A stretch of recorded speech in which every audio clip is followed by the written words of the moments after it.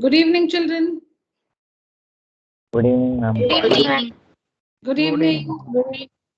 Good evening, children. Good evening, ma'am. Good evening.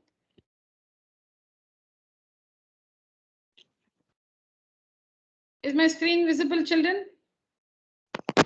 Yes, ma'am. Very Yes, good. ma'am. Yeah. Yes, So ma'am. let's continue. We stopped here yesterday. Let's pick up from here.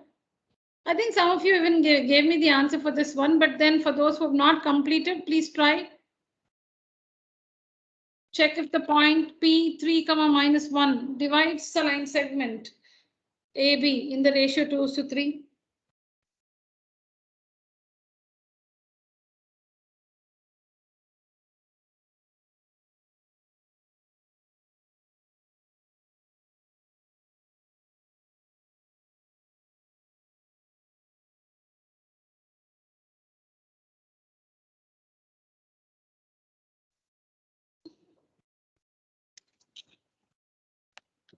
Is the assertion statement true? Yes, ma'am. So you have to take the line segment AB with the coordinates of the endpoints 1, minus 3 and 6, 2. Then mark the point P on AB, ratios 2:3, and find the coordinates of P. You must get 3, minus 1.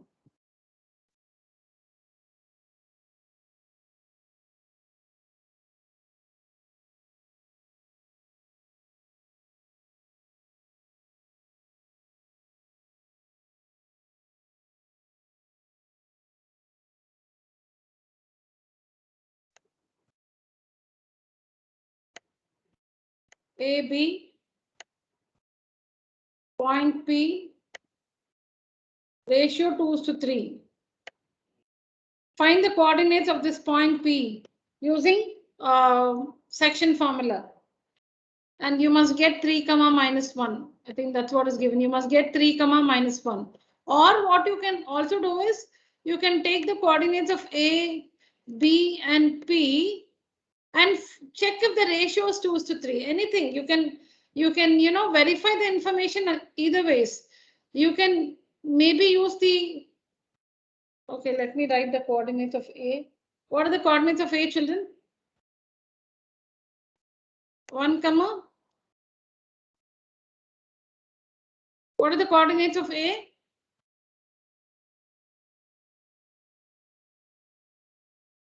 Why nobody wants to help me? Am I not audible?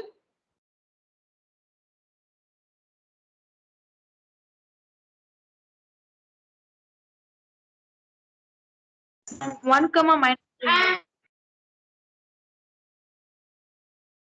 Okay, 1, minus 3. And B? 6, 2, ma'am. 6, 2. How do you find? Supposing we'll verify the ratio. We'll check if the ratio is 2:3. So let's use the x coordinate of P to find the ratio. The x coordinate of P is 3. So mx2, m into x2, that is m into x2 is 6m plus nx1, n into x1, so n into 1, n by m plus n is equal to 3. So on cross multiplying, you will get 6m plus n is equal to 3m plus 3n, 3m plus 3n. So on transposing, we get 6m minus 3m is 3m. 3m is equal to 3n minus n 2n. Yeah, I think we're getting it. So we have m by n is equal to 2 by 3. So we have verified the ratio. Either you can use the ratio and find the coordinates of P 3, minus 1, or you can use the x coordinate of P and find the ratio and see if we're getting the ratio 2:3. So the assertion statement is true.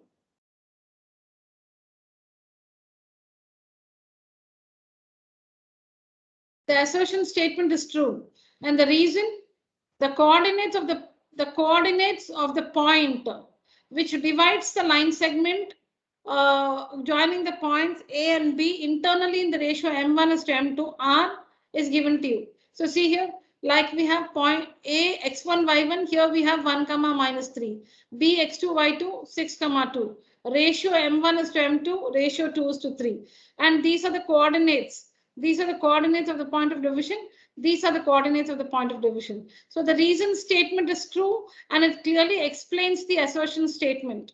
So I think the first one is the correct option. Both assertion and reason are true and reason is the correct explanation of assertion. Yes or no, children?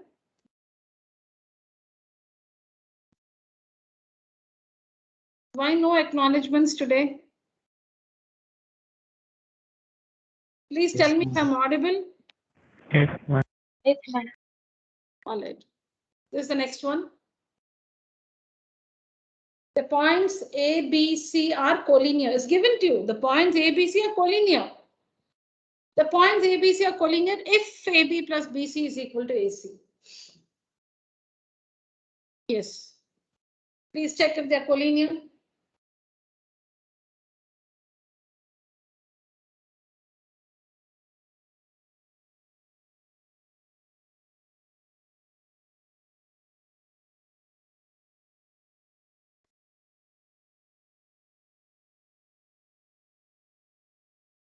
What is the length of the line segment AB? AB is equal to? Find AB. Root 18. Root 18, ma'am. What is root 18 as a mixed surd?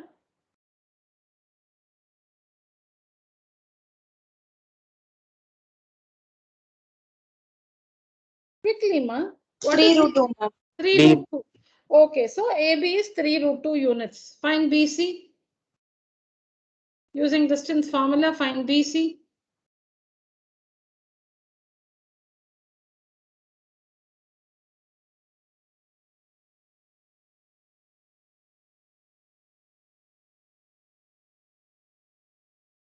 Ma'am, BC is 4, ma'am. BC is 4. Others?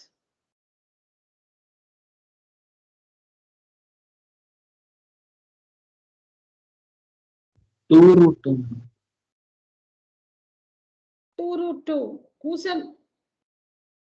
Please check if 2 root 2 is correct or 4 is correct, children.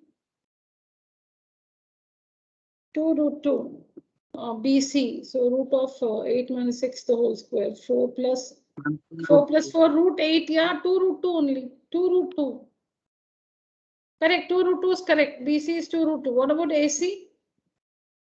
8 minus 3. 5 square 25. 5 square 25. So root 50. Correct? Root 50. Which is 5 root 2. 5 root 2. So 3 AB is 3 root 2 units, BC 2 root 2 units, AC 5 root 2 units. So clearly AB plus BC 3 root 2 plus 2 root 2 is equal to AC 5 root 2. So when the sum of two lengths, any two lengths is equal to the third length, then the 3 points are collinear. When the sum of two lengths is equal to any two lengths is equal to the length of the third length, then the 3 points are collinear. 3 root 2 plus 2 root 2 is equal to 5 root 2. So the points A, B, C are collinear. So the assertion statement is true. They are collinear points. A, B, C are collinear points. Reason? The points A, B, C are collinear if AB plus BC is equal to AC. Exactly that. Yes or no? The reason statement is true, and I think the reason also explains the assertion statement. Same situation. Assertion also talks about collinearity. So how did we find sum of two lengths? If it is equal to the third length, they are collinear. Exactly that is given in the reason statement. So both assertion and reason are true, and reason is a correct explanation of the assertion statement.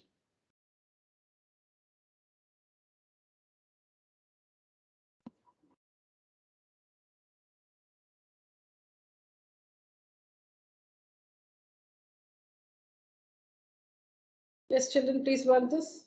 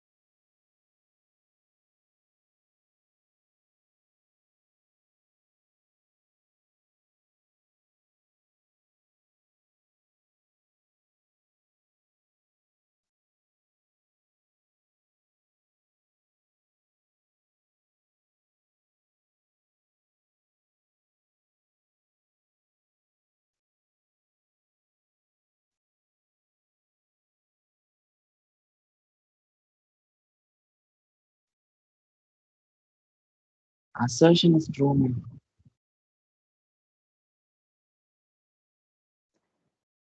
Assertion is true, is it?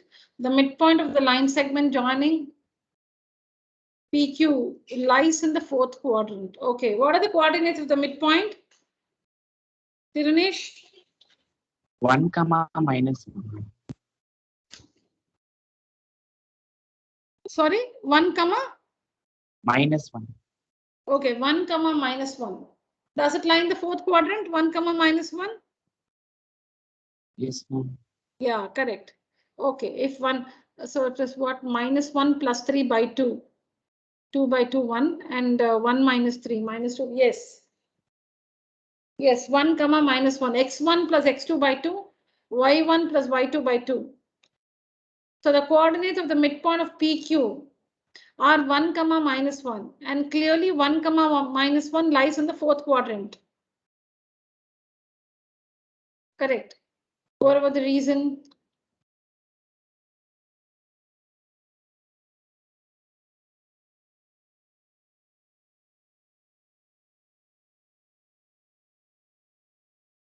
Please check the reason.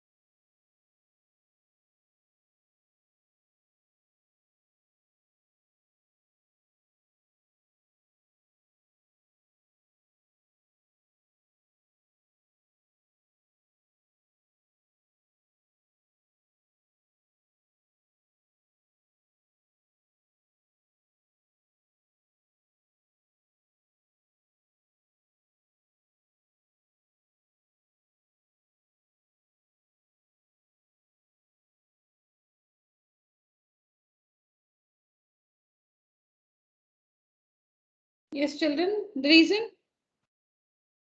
Does 9 comma 2 divide PQ in the ratio 3:5?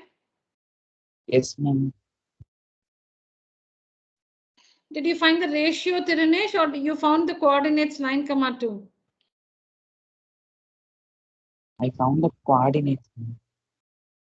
You found the coordinates. So using the ratio 3:5, you found the coordinates 9 comma 2, is it? Yes, ma'am. Okay, very good. Okay, so I go with Tirunesh. He says reason is true. Yes, continue, Tirunesh. Assertion is true, reason is true. Which option is the correct option? B, ma'am. Reason A, is B, not the correct B. explanation. Very good, yeah. So both assertion and reason are true, and the reason is not the correct explanation of the assertion statement.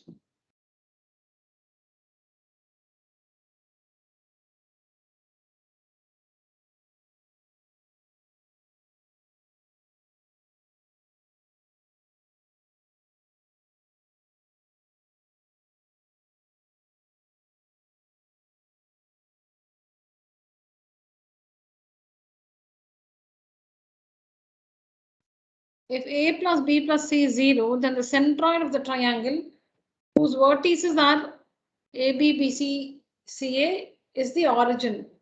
The centroid is the origin.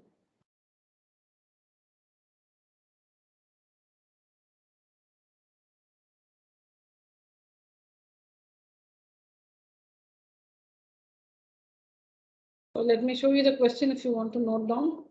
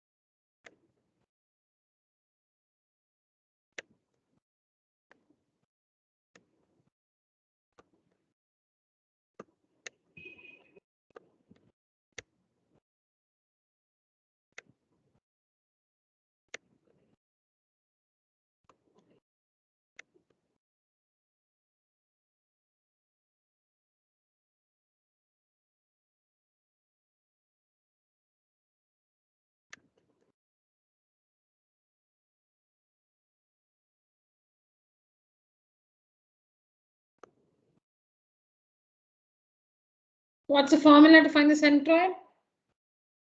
It's given to you, I think, in the reason statement.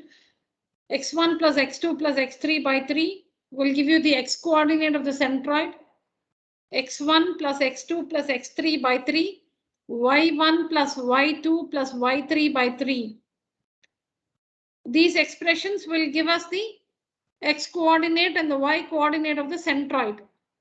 So you can see I've worked it using the formula A plus B plus C by 3, comma B plus C plus A by 3. X1 plus X2 plus X3 by 3. Y1 plus Y2 plus Y3 by 3. But it's given that A plus B plus C is 0. So 0 by 3, comma 0 by 3. Which is 0, comma 0. G is the letter used to represent the centroid of a triangle. So 0, comma 0. So that means the centroid of this triangle lies in the origin. Centroid lies in the origin.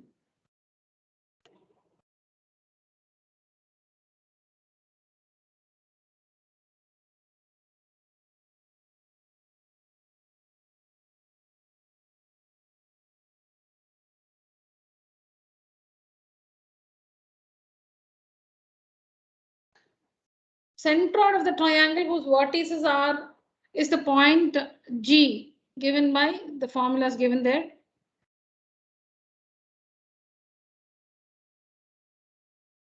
Do we understand, children? The assertion statement is true because we got the coordinates as 0, comma 0 and it's given as the origin. The centroid of the triangle is the origin. Origin meaning the coordinates are 0, comma 0. Yes, children, tell me. Assertion is true. Is the reason true? Yes, ma'am. Yes, ma'am. Reason is also true, ma'am. Yes, ma'am. Yeah, which is the correct option, children? Option Yeah. A, ma'am. Option A. Correct. because both talks about the centroid, and there also we use the formula. In the assertion also we use the formula to find the coordinates of the centroid, and that formula is given here also. All right.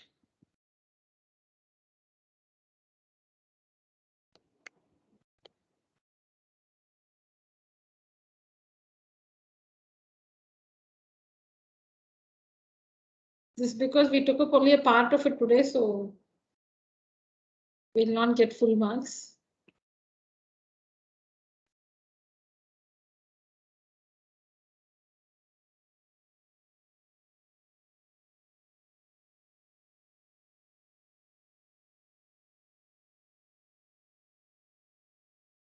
Yes, children. Oh, these are MCQs. Oh, this is for 9th standard. Sorry.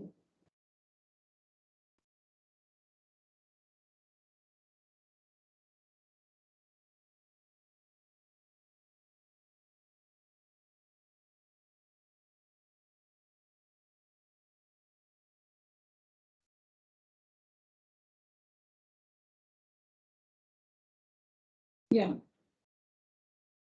Yes, children.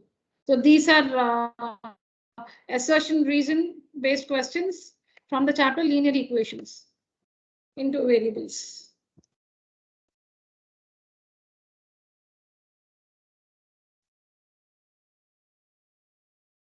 The linear equation 3x plus 5y is equal to 2 has a unique solution. A linear equation and two variables has infinitely many solutions.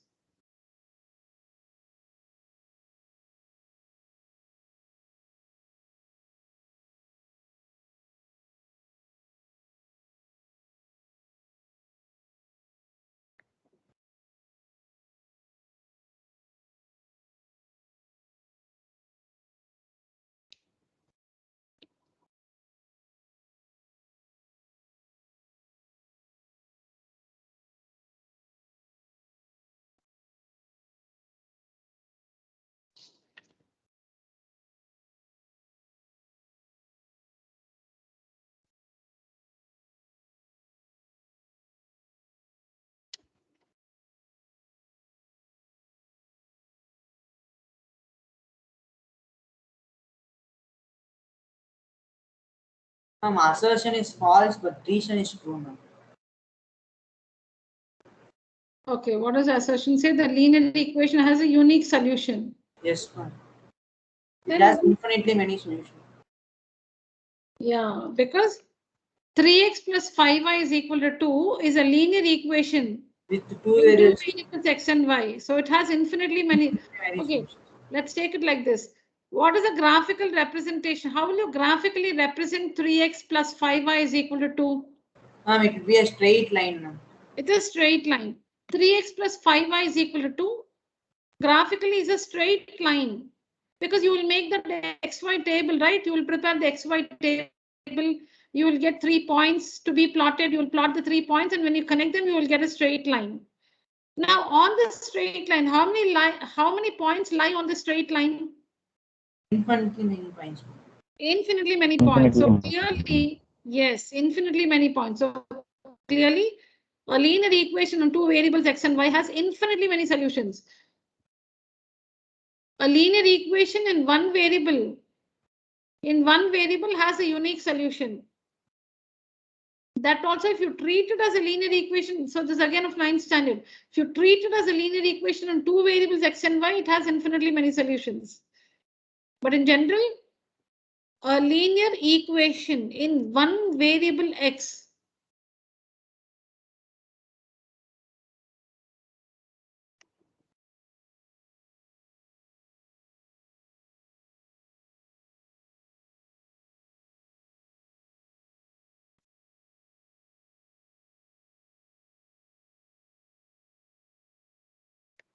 for example, 3x minus 6 is equal to, say, 7. So 3x is equal to 7 plus 6, 13. X is equal to 13 by 3. X is equal to 13 by 3. So you know that in place of x, Only when we use 13 by 3, the equation will be satisfied.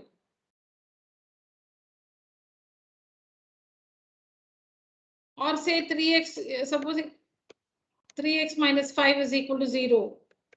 Is equal to 0. What's the solution for this equation? X is equal to 5 by 3. X is equal to 5 by 3. So in place of x, when we use 5 by 3, the equation will be satisfied. The equation is satisfied only when x is 5 by 3. Now think of some other value for x. Will it satisfy the equation? No. So we say that a linear equation in one variable has a unique solution, only one solution.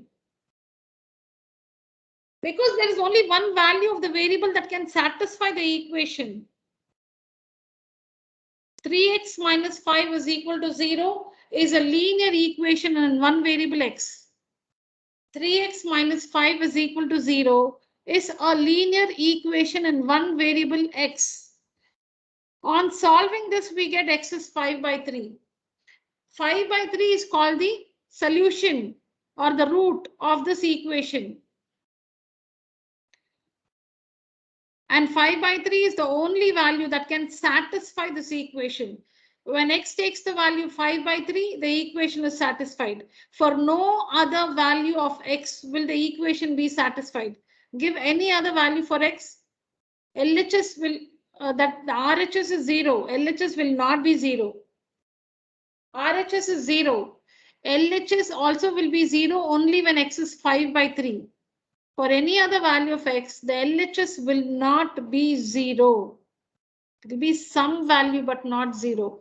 So a linear equation in one variable x has a unique solution, but a linear equation in two variables x and y, because you know for different values of x, you will get different values of y. Now supposing 3x minus 4y is equal to 7. It's a linear equation in two variables x and y. If you give 1 for x, you will get some value for y. If you give 2 for x, you'll get some other value for y. If you give minus 2 for x, you'll get some value for y. So for different values of x, you will get some different values of y. Infinitely many solutions. Also, it's represented by a straight line. So every point on the line is a solution to this equation. And how many points are there in the line? Infinitely many points. So a linear equation in two variables x and y has infinitely many solutions. But the given statement is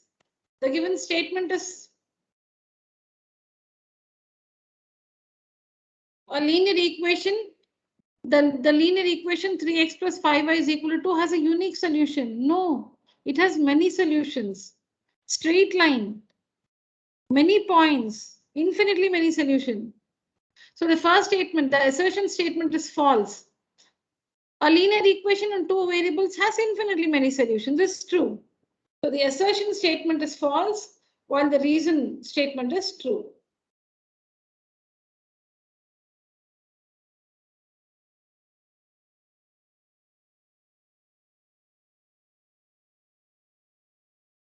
Yes, if x is equal to 2, y is equal to 1 is a solution of the equation, then the value of k is 7.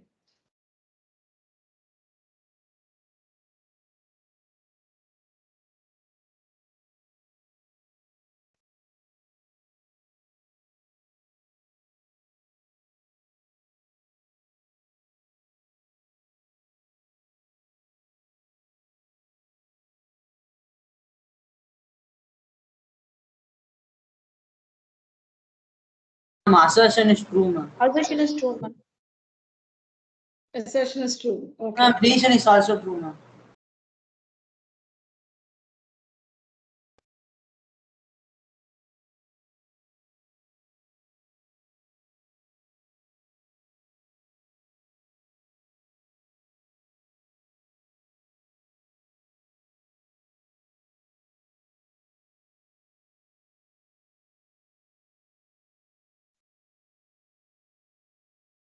I'm not getting answers from everybody.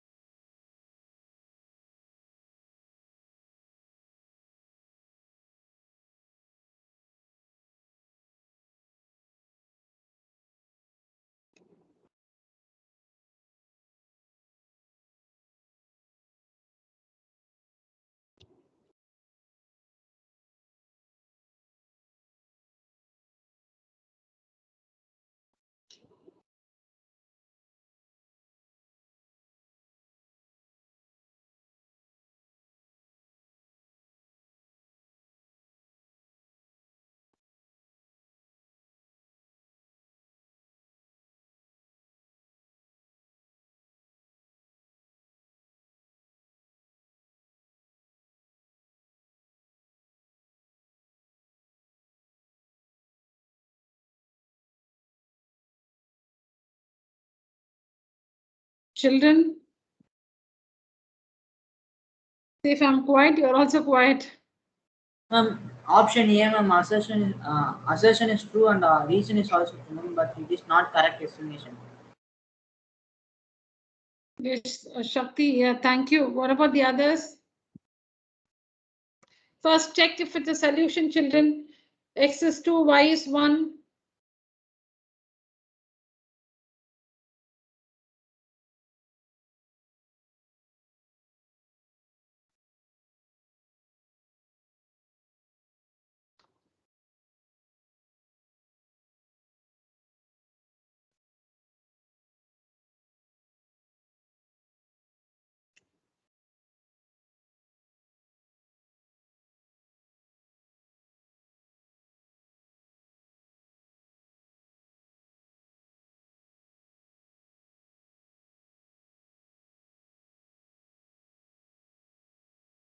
No, see, this is not going to work.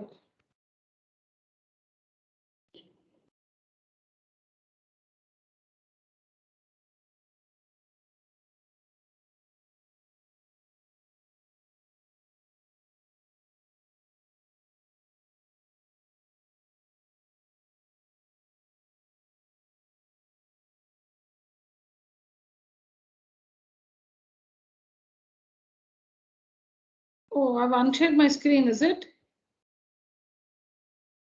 Yes, ma'am, it is unshared. Yes, ma'am. Oh my God, 1 minute. It's also loading here.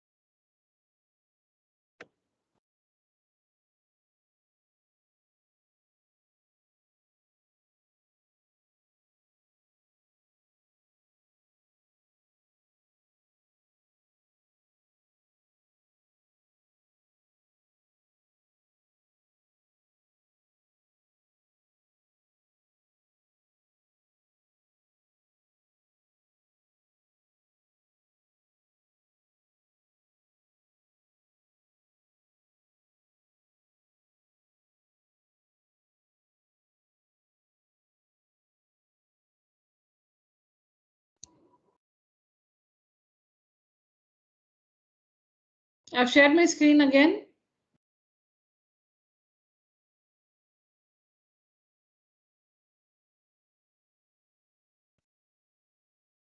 Is it visible now, children? Yes, ma'am. Yes, ma'am.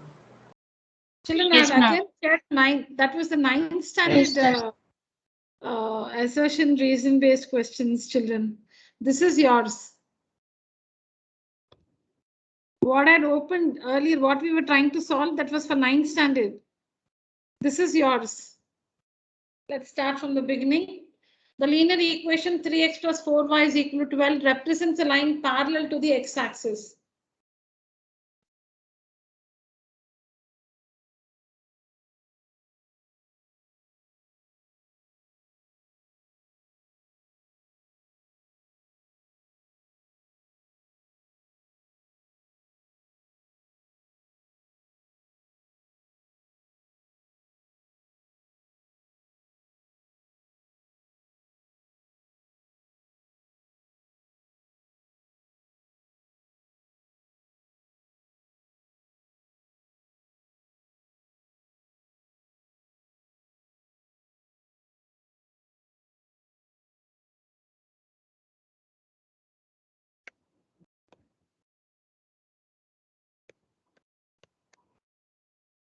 Three x plus 4y is equal to 12.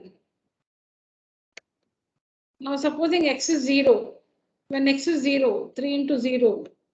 Ma'am, y is equal to 3, ma'am. They are already given that It is parallel to x-axis, ma'am. So x is equal to always 0. So you will get y is equal to 3. So it will be 0, 3. 0, 3. Yes, ma'am. Then when y is 0, 3y plus 4 into 0. When y is 0, what's the value for x you will get? 4. You will get x is equal to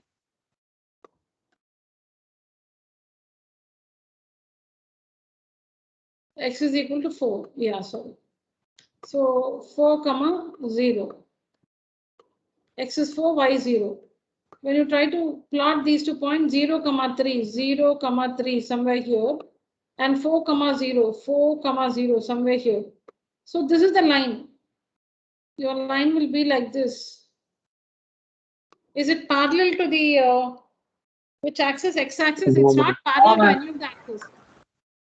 Yeah. So you can just do this to check if it's parallel to the x or y axis. Take x as 0, find the corresponding value of y. Take y as 0, find the corresponding value of x. So you will get 2 points like this, 0, 3, 4, 0. Plot these 2 points and join the 2 points. You will be able to make out the line. But the more simpler way is to recall from 9th standard that if a line is parallel to the x-axis or y-axis, then it will be of the form x is equal to a, Y is equal to b. y is equal to b. That is, there will be only x. X is equal to some constant. Now I'll just give you an example. Now, so for example, x minus 5 is equal to 0. X minus 5 is equal to 0. X minus 5 is equal to 0 is actually a linear equation in one variable x. But you also know that you can treat it as a linear equation in two variables x and y. X plus 0y. 0y minus 5 is equal to 0. When you treat it like this, it's a straight line. When you treat it like this, it's a straight line. So when you treat this one as a linear equation in two variables x and y, it's a straight line. You can see that there's only one variable x actually and a constant. So whenever you have one variable, only one variable and a constant like this, that is, you don't have both the variables. You don't have both the variables. You have only x or only y and a constant. Such lines will be parallel to the x or y axis. If it's in the form x is equal to a, it will be parallel to the y axis. If it's in the form y is equal to b, it will be parallel to the x axis. X is equal to a is a line parallel to the y axis. Y is equal to b is a line parallel to the x axis. X is equal to a, meaning see here x is equal to 5. So when you have an equation like x is equal to 5 or x is equal to minus 5, it will be a line parallel to the y axis. When you have an equation like y is equal to 7 or y is equal to minus 7, this line will be parallel to the x axis. Y is equal to some number will be parallel to the x axis. If there's only one variable x is equal to a constant, then that will be that equation, the graph of that equation will be parallel to the y axis. X is equal to some number will be parallel to the y axis. Y is equal to some number will be parallel to the x axis, which means both x and y should not happen. Only x or only y should be there with a constant. Such lines will be parallel to the x or y axis. If there is x and y, but no constant, that is a constant is 0, then that line will pass to the origin.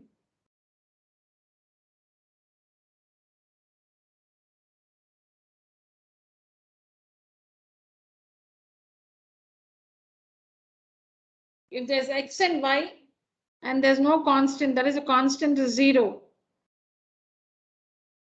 then that line will pass to the origin. It will pass through the origin.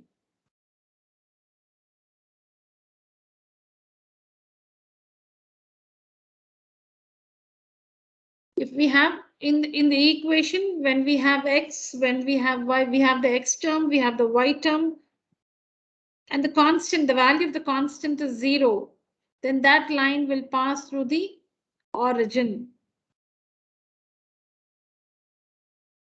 So we have different. So now when there is x, no y, there is. So when, see, that is whenever an element is missing, there is something, standard happening. When there's some element missing. So this is when x and y are there, but the constant is 0, then the line will pass to the origin. Then supposing we have x, we don't have y, we have the constant, y is missing. When the constant is 0, it passes through the origin. What if y is 0, meaning there's no y term at all? 0 y is 0. There's no y term at all. So that means x is equal to some constant. It will be in the form x is equal to some constant. Just a minute, children.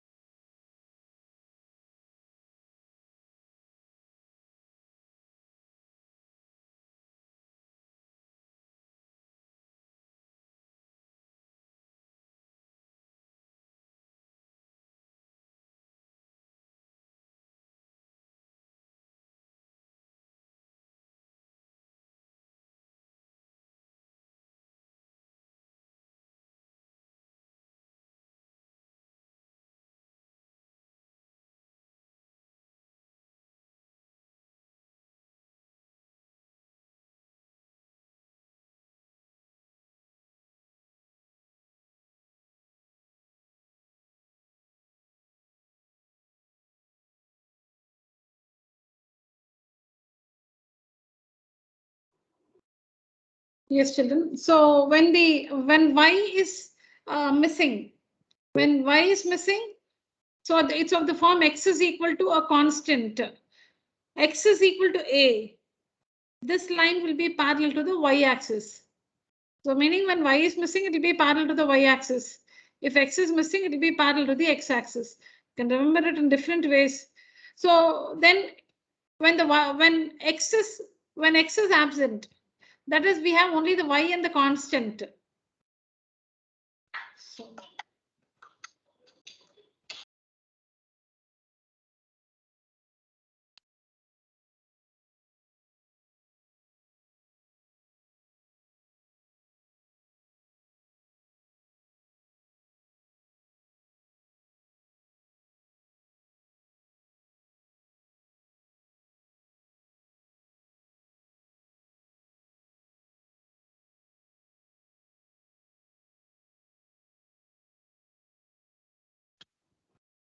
Sorry, children.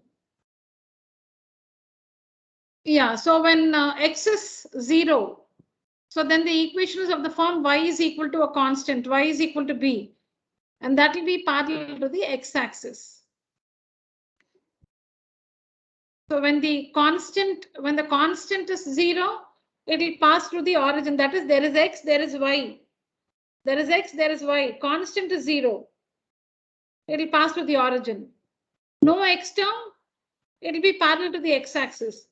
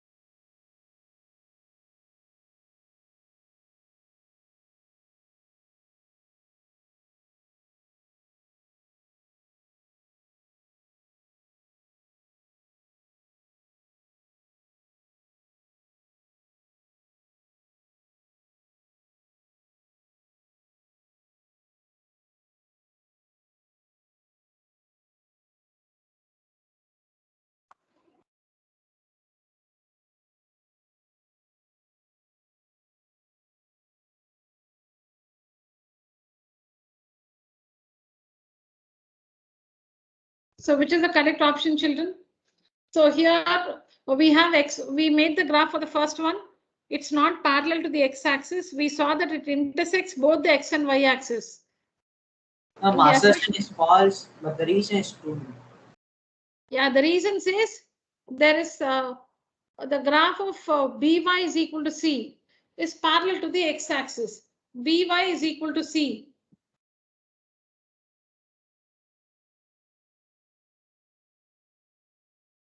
By, see here, by is equal to c. So y is equal to c by b. Y is equal to c by b. Y is equal to some number. Y is equal to some number. So it will be parallel to the x-axis. Y is equal to some constant. Will be parallel to the x-axis. So as Shakti said, assertion is false because we saw that this line intersects the x and y axis, but the reason statement is true.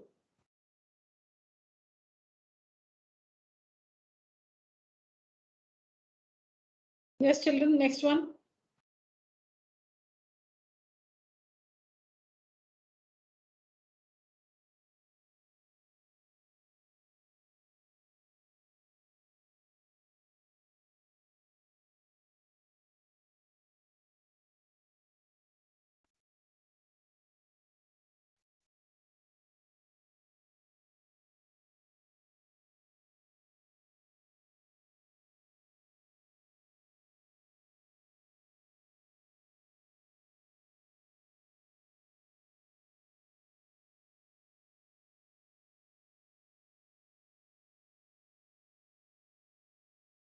Both assertion and false, reason are true, and reason is the correct explanation.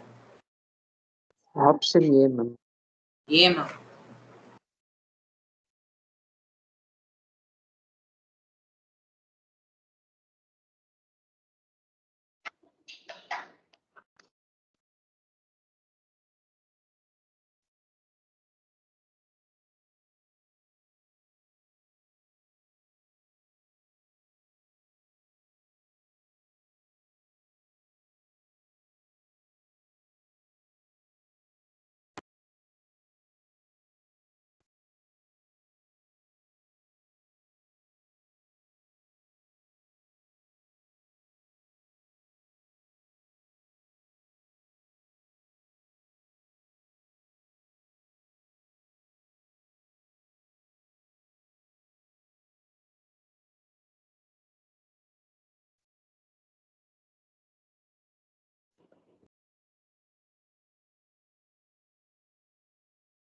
How do you check that they are intersecting lines, children?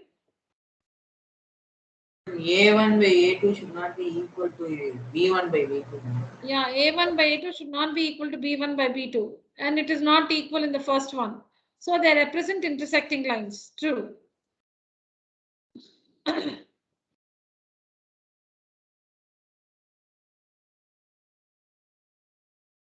Is the reason statement true? Yes, ma'am, it is also true. So which is the correct ma'am. option? Ma'am, option A, ma'am, both assertion and reason are true, and reason is the correct explanation. Option A.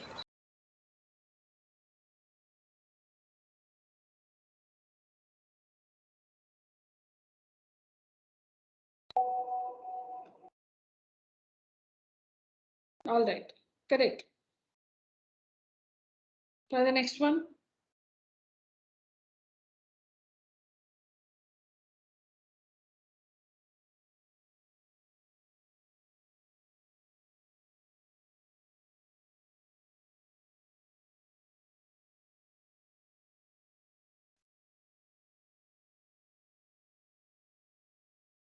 Ma'am, assertion is true, reason is false, ma'am. Assertion is true, reason is false.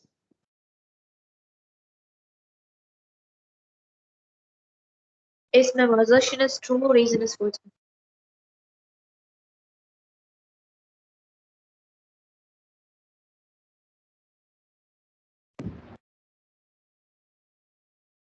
Parallel lines, because A1 by A2 is equal to B1 by B2 is not equal to C1 by One by C2. C2.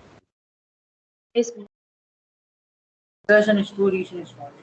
Yeah, because in the assertion, when we check A1 by A2 is equal to B1 by B2 is not equal to C1 by C2. So assertion is true. These two equations represent parallel lines. But in the reason, this is incorrect. This condition is incorrect. A1 by A2 equal to B1 by B2, not equal to C1 by C2. It's given equal to. So assertion is true, but the reason is false.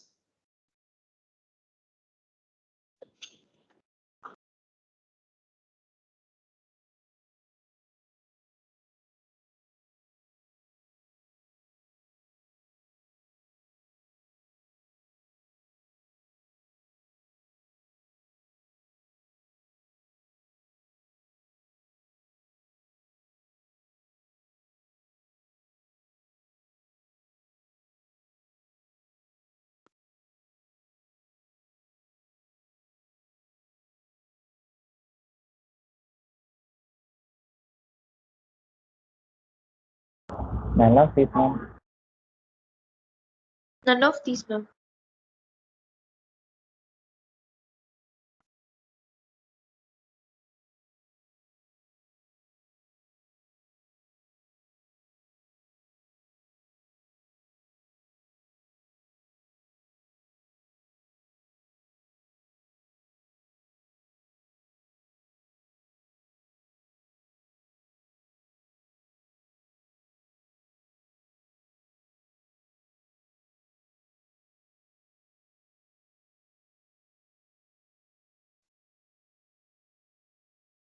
Assertion is true, ma'am.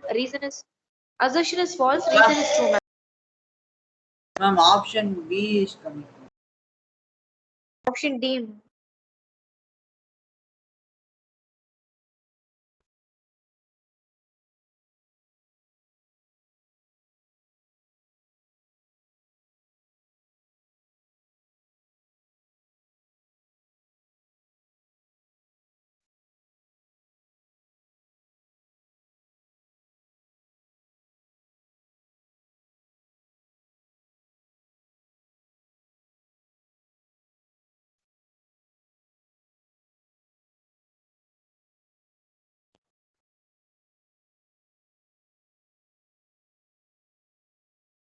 I'm option B, ma'am.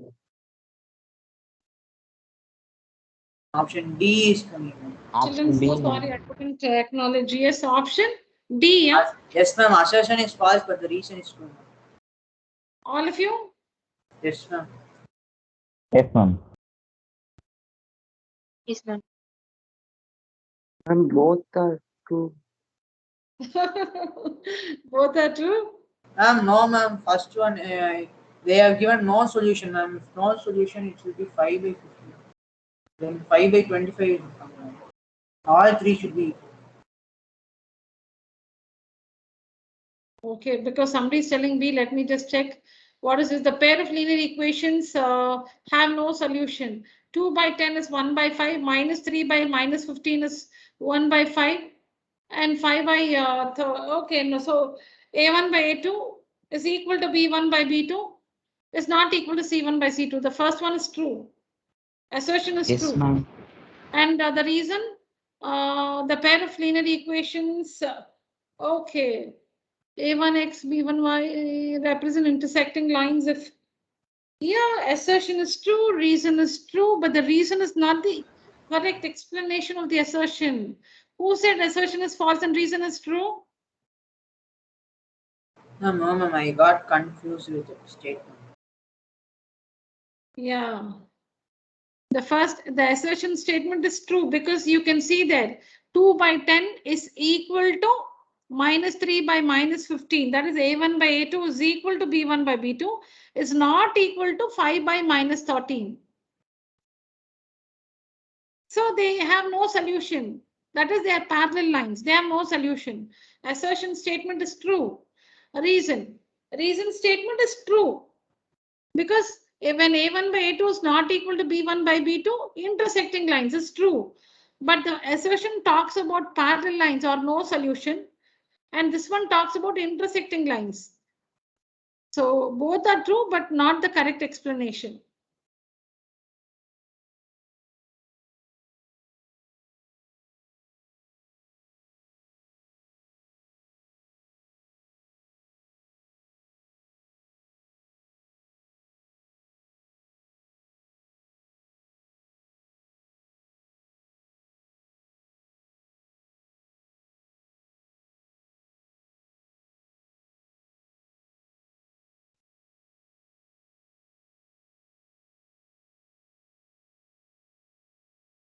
Assertion is false, but the reason is true, ma'am.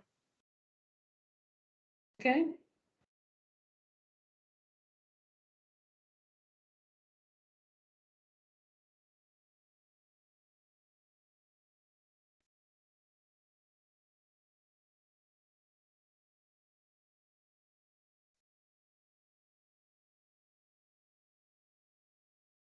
Ma'am, assertion false, reason true.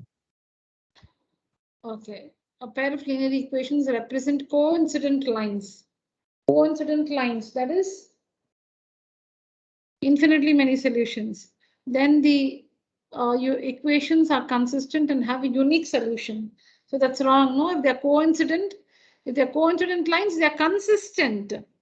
If they're coincident lines, they are consistent, yes. But they don't have a unique solution. They have many solutions. So assertion is false. Children, coincident lines, one line lies on the other line. So it has infinitely many solutions. All the points on one line will also lie on the other line. So they have so many solutions.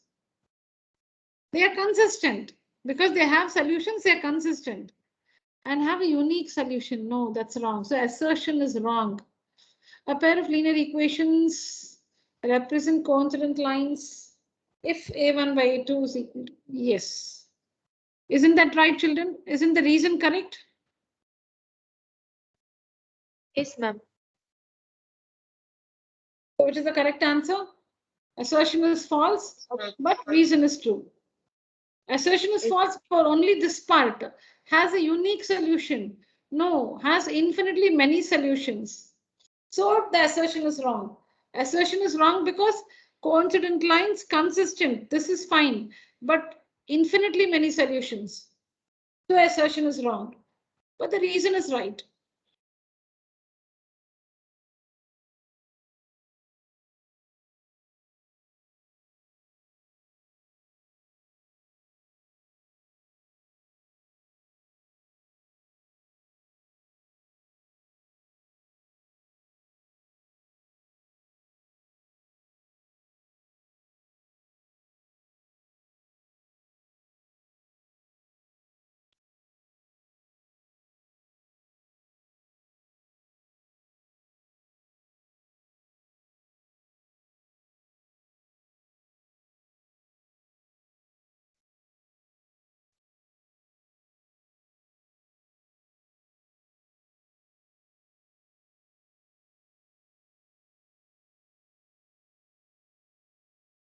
Yes.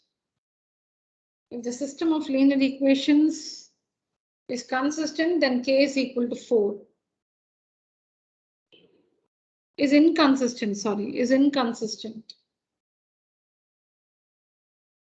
What's the condition for inconsistent equations?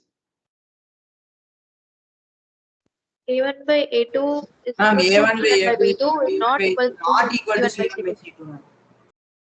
A1 by A2 equal to B1 by B2, not It's equal to not C2. equal.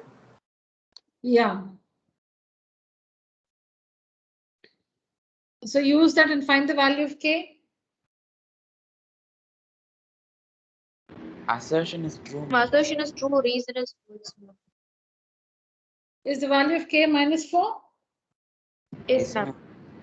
What's the condition? A1 by A2 is equal to B1 by B2 is not equal to C1 by C2. Because it's given the equations are inconsistent. Inconsistent means no solution. No solution meaning A1 by A2 equal to B1 by B2 not equal to C1 by C2.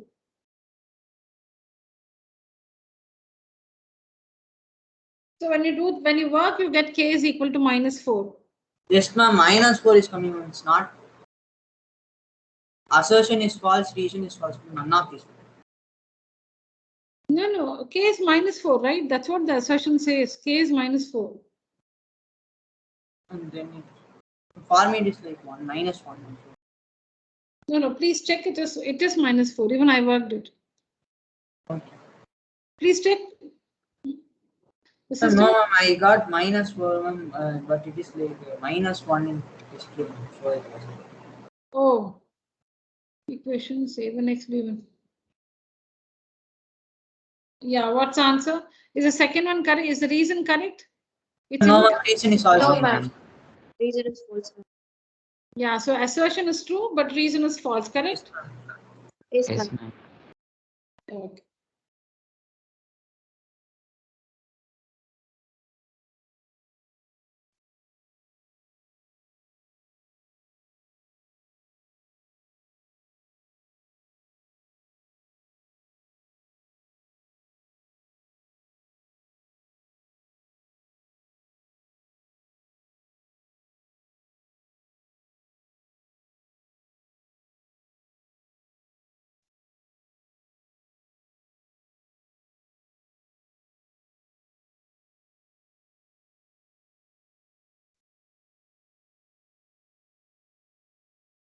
Ma'am, both assertion and reason are true. Reason is not the correct explanation of assertion. Okay. Unique solution A1 by A2, 3 by 7 is not equal to minus 5 by 2, correct? Ma'am, option B, ma'am, both assertion and reason are true, but it is not correct explanation. Yeah. Because Ma'am, option B. just a minute, children.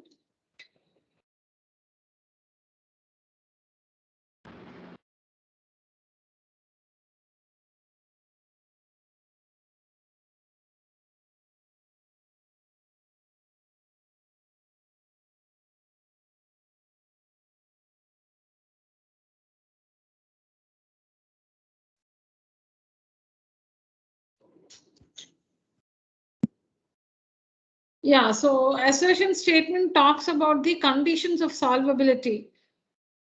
Because how do you check it if it has a unique solution? A1, we don't have to find the solution.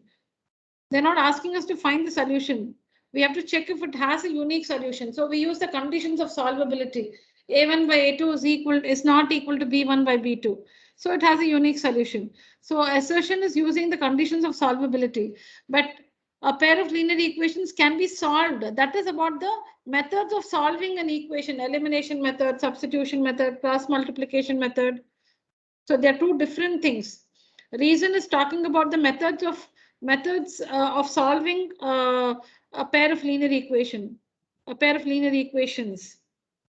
But assertion is about the conditions of solvability, where we don't have to find the solution. Second reason is about how we can find the solution.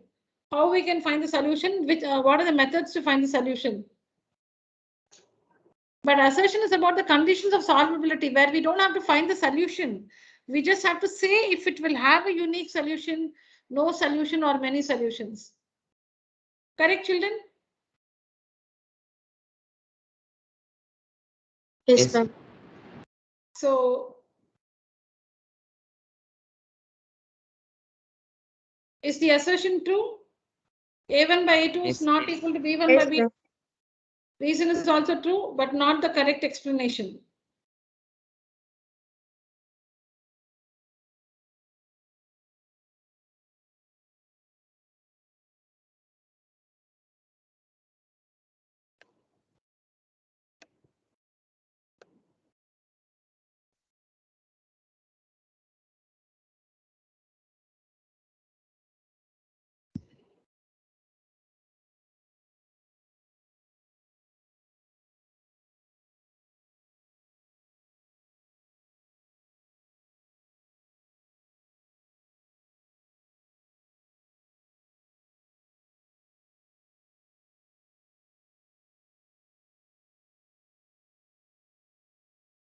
Yeah, children.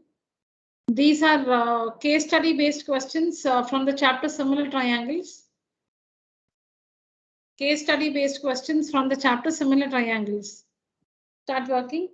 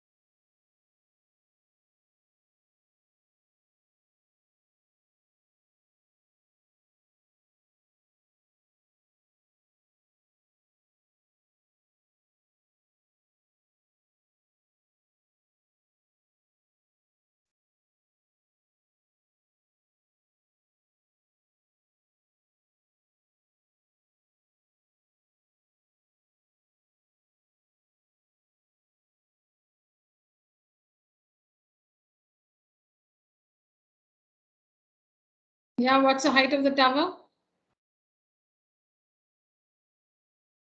Ma'am, it's at 100, ma'am. 100 meter, ma'am.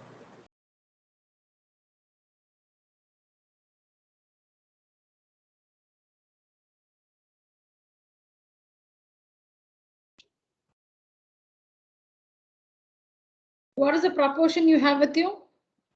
20 by x is equal to 10 by 15. So you get 20 by x is equal to 1 by 10 and x is equal to 1 by 10.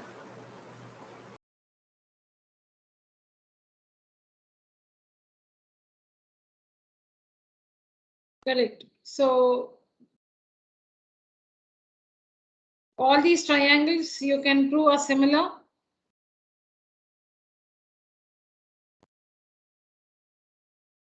So by taking the ratio of the corresponding sides, the value of h, that is the height of the tower, is 100 meters. Are we all getting that?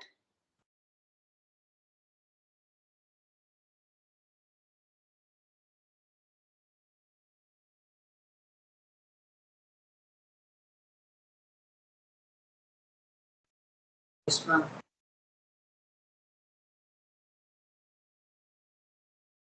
No, ma'am. Oh, no? Okay.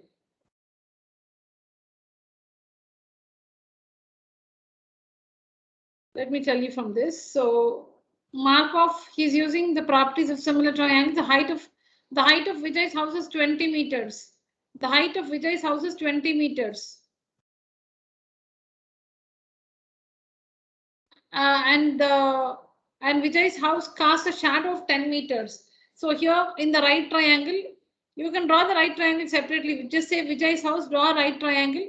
Height of the house is 20. The length of the shadow is 10.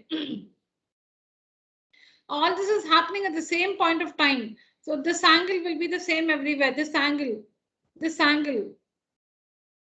the sun's altitude, this angle will be the same everywhere.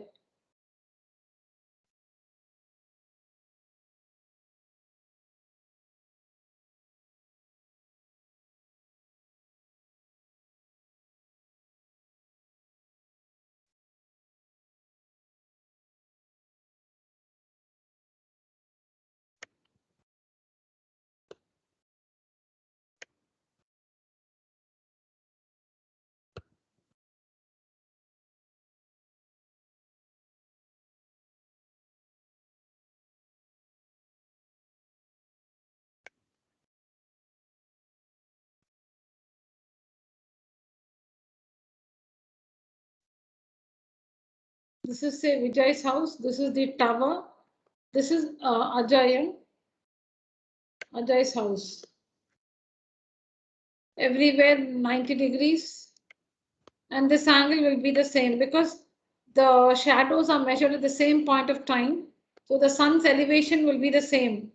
The sun's elevation is the same at a particular time. At the same, when you measure the sun's elevation at a particular time, it will be the same everywhere. So these triangles are similar. Right angle and the sun's elevation is the same. They're similar. The height of Vijay's house 20 and the length of the shadows 10.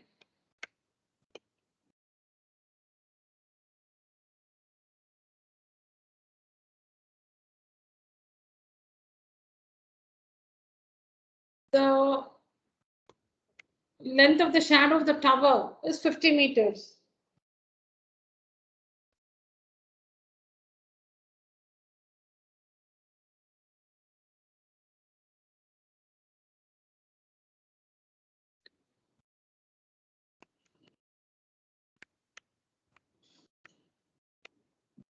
This is what is given, children. Can you see my screen? This is what is given. You can see V for Vijay's house, T for the tower, A for Ajay's house. All right triangles with the elevation same. Because the shadows are measured at a particular point of time during the day, the sun's altitude, this angle will be the same everywhere. So all the three triangles are similar to one another. So these are the proportions. See, mostly they're not, I don't think in the other questions also, they might not be talking about the hypotenuse.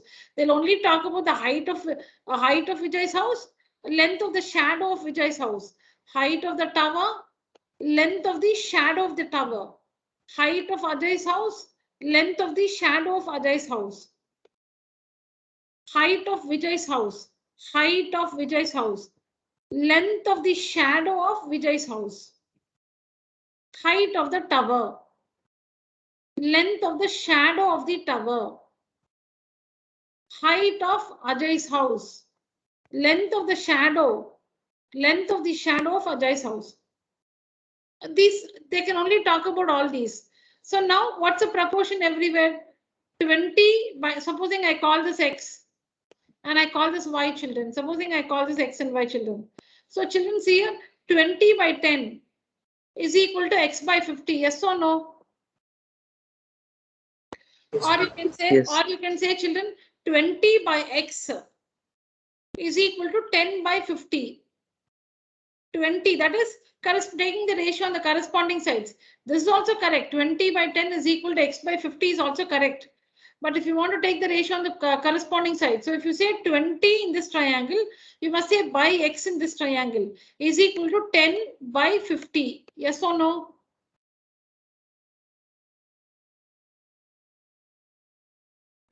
Yes or no, children? Yes, ma'am. And between, if you want to take between these two triangles, it will be X by Y is equal to 50 by 20. So like this, using the proportions, you should be able to find whatever is asked. All the triangles are similar, children, 90 degrees and the elevation is the same. So all the three triangles are similar. So height by height is equal to shadow by shadow.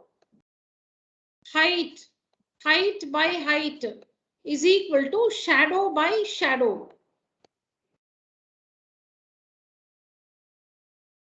Yes, using this you can work everything.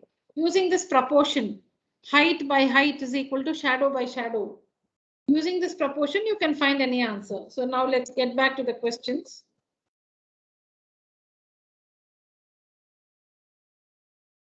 I don't think you will need my help. Now, I'll give you time, children. Please draw triangles.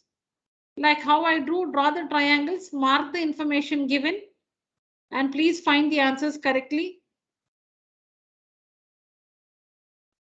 Please draw 3 triangles.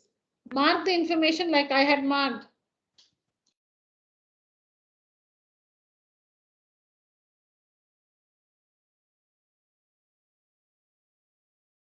And just use the proportion and find the values.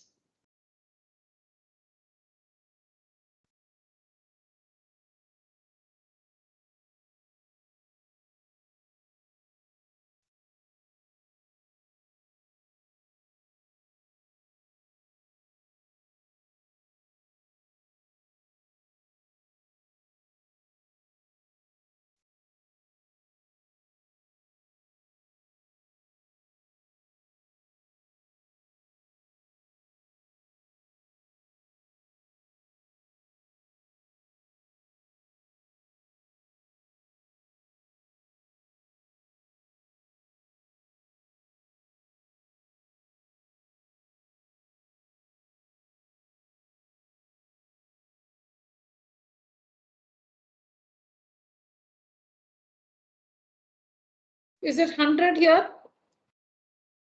All of you get 100? Yes, ma'am. Okay.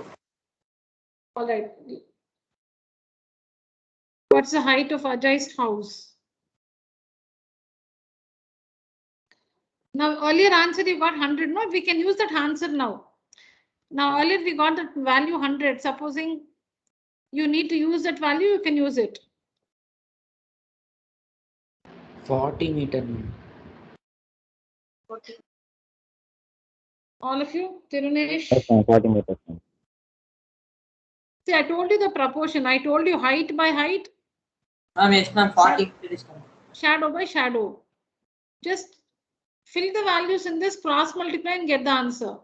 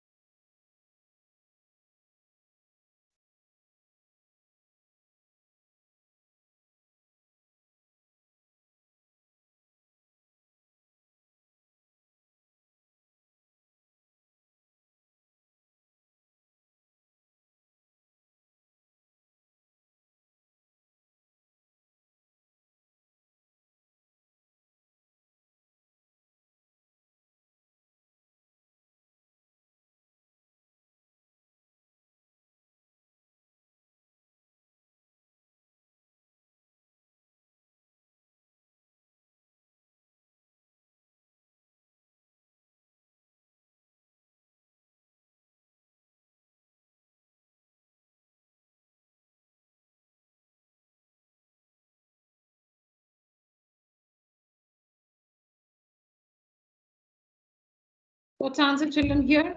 Ma'am, 60 meters, 60 ma'am. meter, ma'am. How much? 60 meter, ma'am. 60. 60 meters. Okay.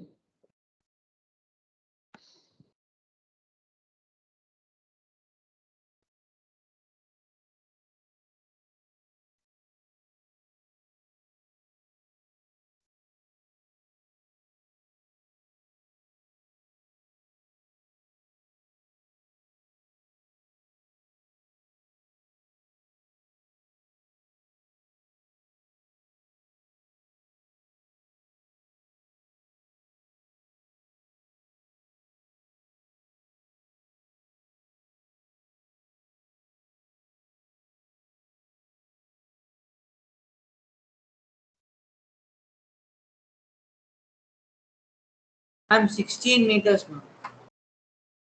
16, 16. Yes, ma'am. Yeah, correct. Are we using the same thing everywhere? Height by height is equal to shadow by shadow? Yes, ma'am. Yeah, that's why I'm not telling you anything, children. That's all it is.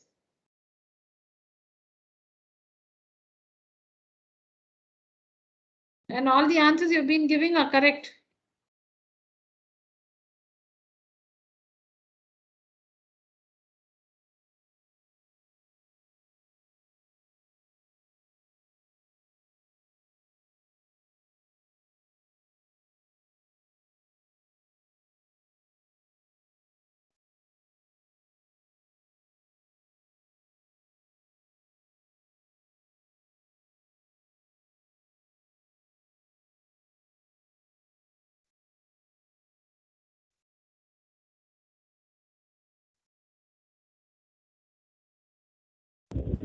Eight meters, ma'am.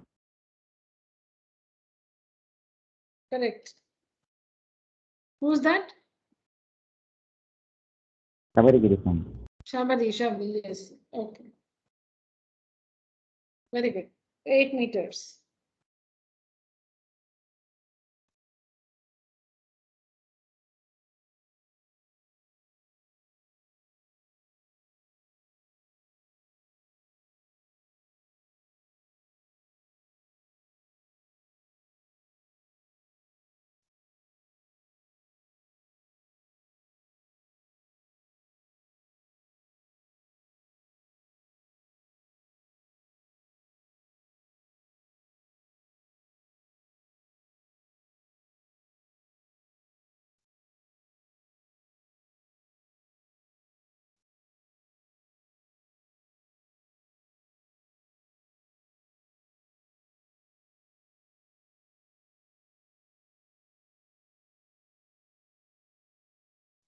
All right, children, there's nothing much. I'll just tell you what it is. Scale factor. Scale factor is nothing but the ratio which you see in similar triangles.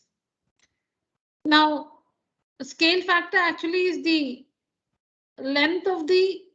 Now, supposing you have a triangle and you resize it. Okay, you have a triangle.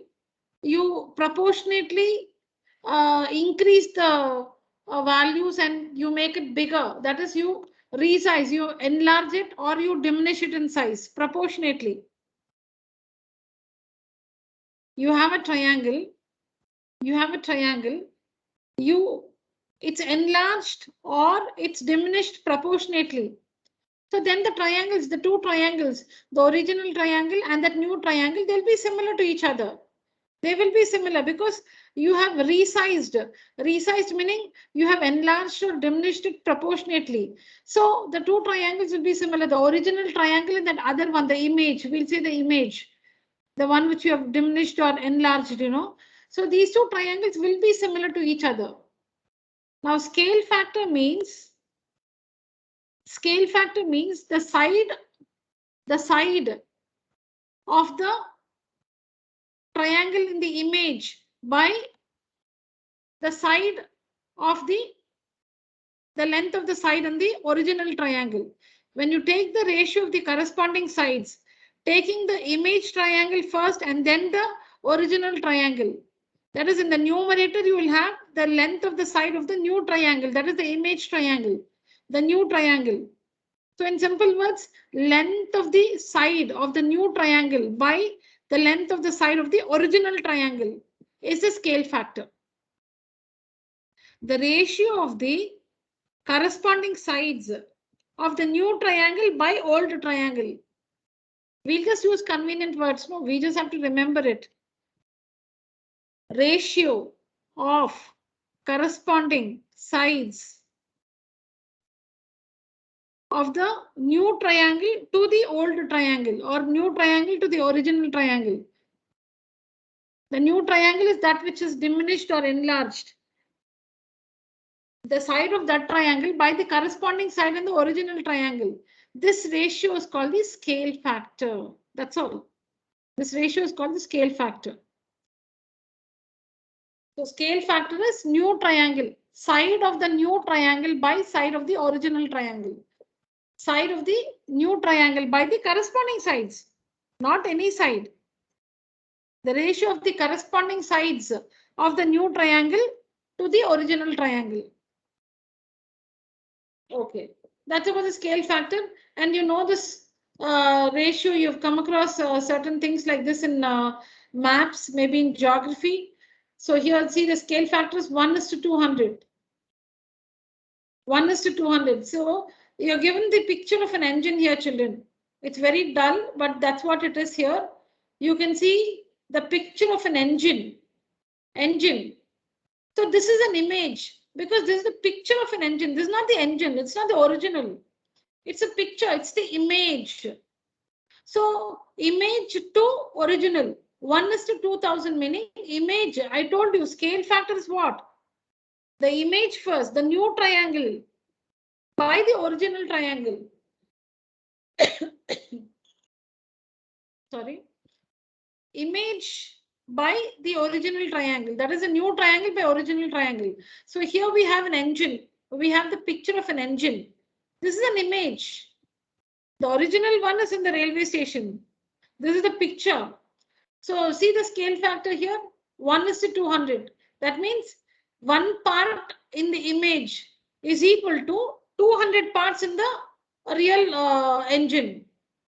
Now supposing we have 1 centimeter here in the image, that will be 200 centimeters in the real engine. That's a scale factor, 1:200. That's what is explained here. In general, what a scale factor is, and the scale factor is given here with respect to this engine. The scale factor is 1:200. That is, every one part in the image here is equal to 200 parts in the real engine. This is the image. The real engine is the original one. That's the object. That's it. If the length of the model is 11 centimeters, if the length of the model, this entire thing is the model. This entire thing is the model. Okay, this is the model. If the length of the model, if the length of this model is 11 centimeters, then the overall length of the engine in the photograph above, including the couplings. Couplings are, you know, like the two things are connected, no? The mechanism, oh, it's given in bracket there. Mechanism used to connect. Mechanism used to connect is. I'll give you some time, children. You can even read the information given there. I just gave you just. Let me wait for 5 minutes. Please read there. That information may be useful for you.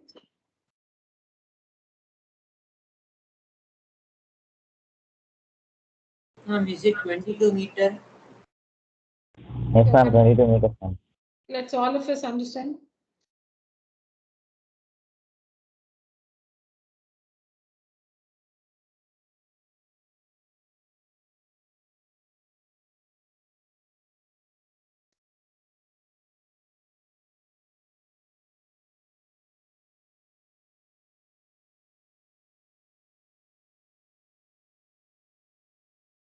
Model is given.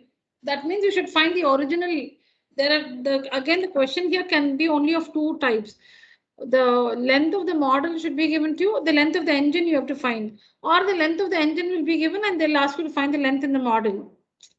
Model is the smaller version. Engine is the real one. Model is the smaller version. The representation of the engine.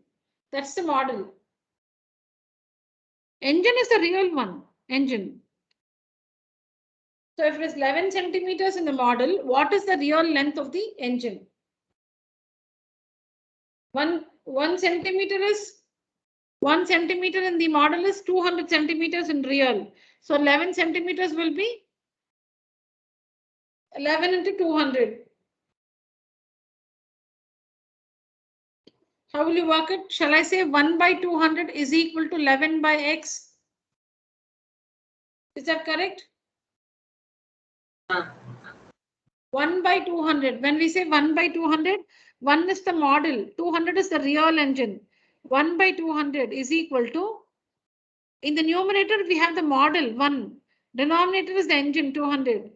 is equal to modulus 11 centimeters by x, not x by 11. In the numerator, we have to write the length in the model by the original length of the engine. So 1 by 200 is equal to 11 by x. We're just calling it x, 11 by x. So when you cross multiply and work it, you will get 2200 centimeters, which is nothing but 22 meters. Got this, children?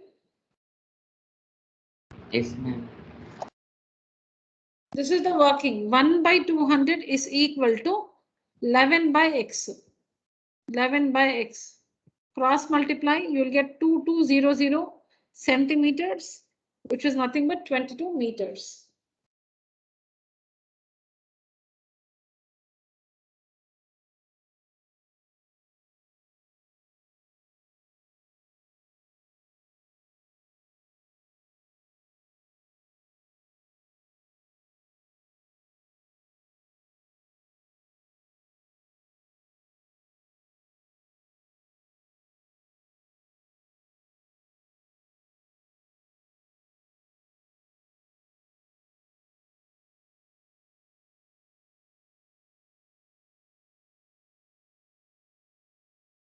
What will affect the similarity of any two polygons?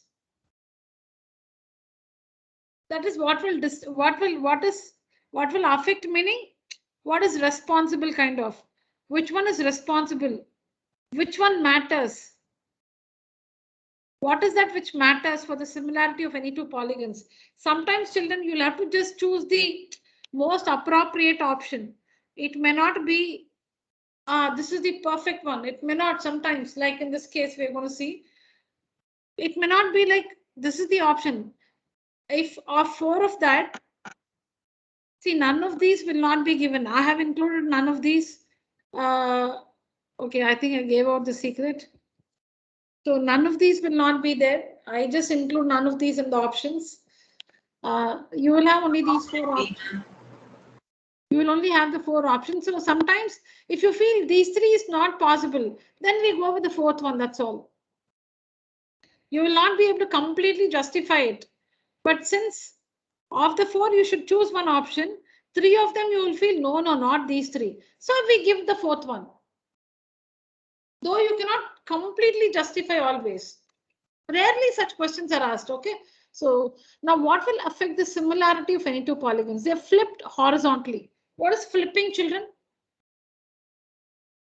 Flipping is like you just turn, meaning when you look at yourself in the mirror, reflection.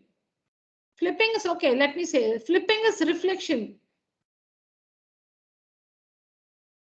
Flip meaning reflection. So the reflection does not, when it is reflection, it is exactly the same. What you see in the reflection is exactly the same thing. So that doesn't affect the similarity. Similarity is not altered because of reflection. Dilated meaning enlarged by a scale factors. In dilated is different. Dilated by a scale factor. That is, you have a polygon, you are dilating it, you are making it bigger, you are enlarging it using a scale factor. No, that will not affect similarity. They'll still be similar because you're dilating. You're not simply pulling it in any direction. You're dilating it by a scale factor.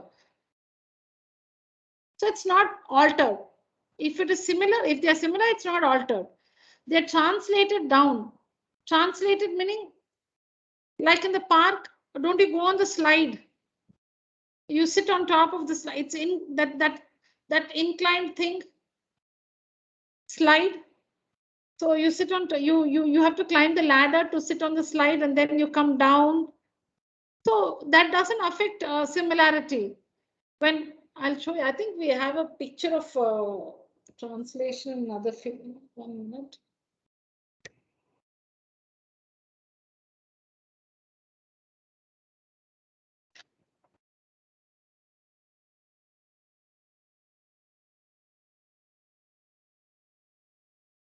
Oh, yeah. So you can see it here. See here.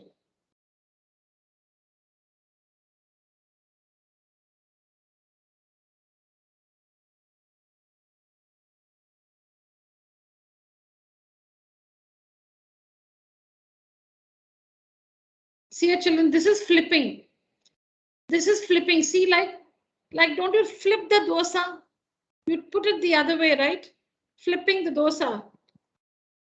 Like that. So see, it's just when you turn it like this, when you turn this like this, it'll appear like a mirror image. You can see the line here. This triangle is flipped. This triangle is flipped. So it looks like a mirror image now. You can see here, as if it's a mirror image. That is flipping. Flipping is reflection.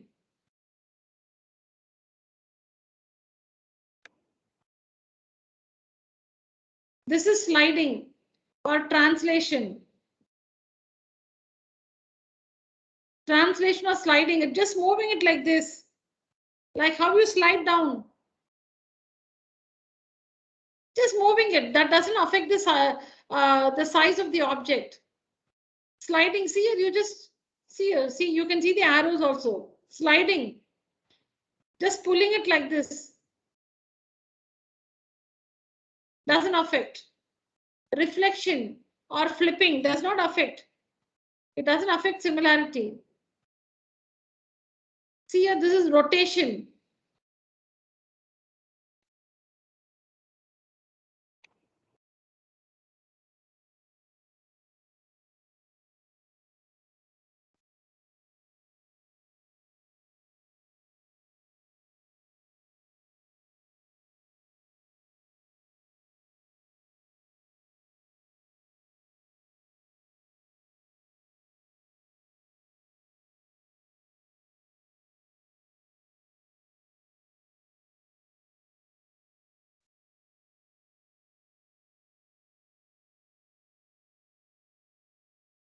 Just a minute, children. I'm starting the exam again.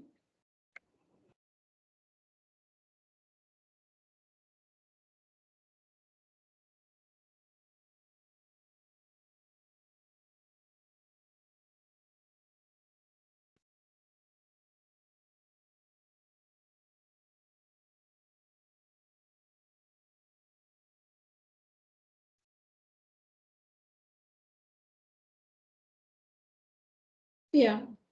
So if I enlarge it, if I zoom in, oh my God.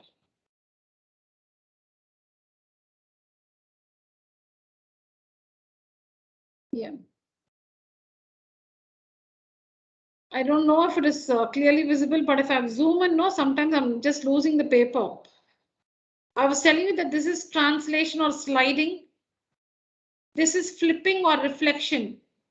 Flipping or reflection. This one is rotation. See, you're rotating it. You're rotating it through a particular angle. You can see the angle. It's an obtuse angle here. You're just rotating it. You're turning it. Rotating is you're turning it through a specific angle. So if you just change it, the position is it's disoriented. The position changes, but the object does not lose its size or shape. That's unaltered. This is enlargement.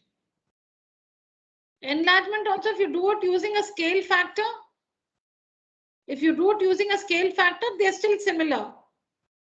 So translation or sliding, see, a translation or sliding does not affect the nature of the object. Lot of disturbance today, children. 1 second.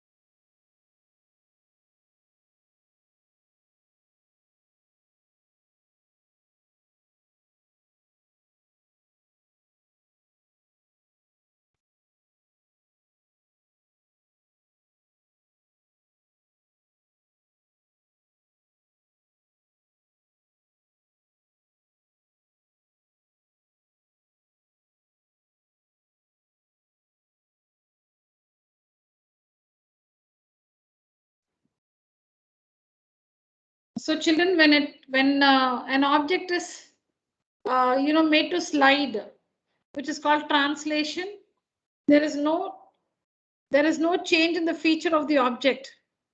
Similarly, when it is reflected, when it is flipped, translation is sliding, reflection is flipping.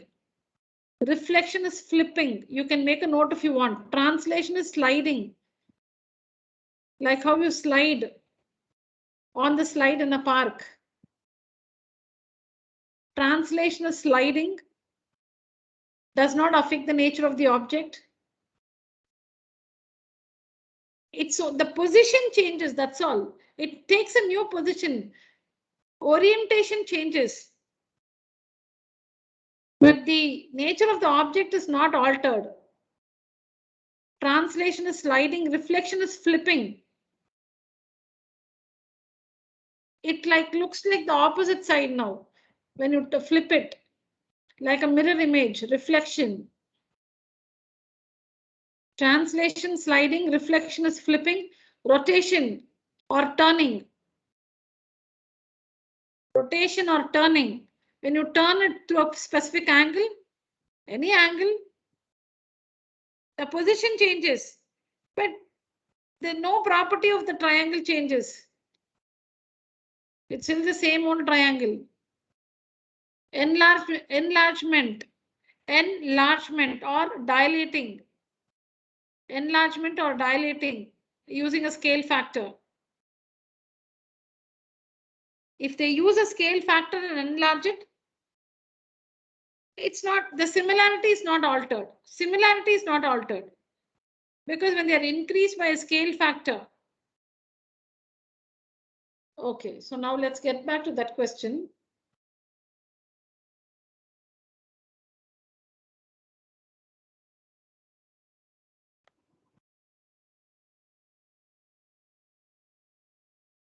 Yeah. So I think now it should be fine. So what does not affect similarity? When they are flipped, it doesn't change the nature of the object. So no change will happen. See, when you flip it, you're not changing the property of the object. Nothing will happen. If you're dilating it by scale factor, nothing, it will not affect similarity. It's translated down, meaning sliding. No, that doesn't change the nature of the triangle or triangles. So these three are not possible. So we go with this one. Children, I told you none of these will not be given, children. I have just included none of these. So of these four options, these three are not at all possible. So we go with the fourth one. They are not mirror image of one another. So that is not mirror image, meaning when they are mirror images, they are congruent. And if they're congruent, they're also similar. If they're congruent, they're also similar. If they're not mirror images, that is one is big and one is small, they're not mirror images, they may be similar. That affects similarity. They may be similar, you can't say. When they're mirror images, they are similar. When one triangle looks exactly like the other, they are similar because they're congruent, they're similar. But if they're not mirror images, you don't know. You have to check if they're similar or not, you have to check. So that affects similarity. It's not the first three, so the most appropriate option is the fourth one. Because flipping does not affect the nature of the triangle or the object or the polygon. Flipping does not affect. Dilating by scale factor, so similarity is not affected there. Translated down, that is sliding. That doesn't change the property of the triangle or the polygon. But when they're not mirror images of one another, they may be similar. You can't say they may be, they may not be. So this affects the similarity of two polygons. So the fourth one is the correct option.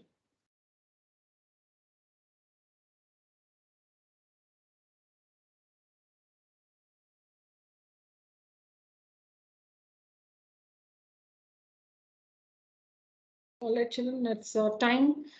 So today or tomorrow, I should schedule all these exams.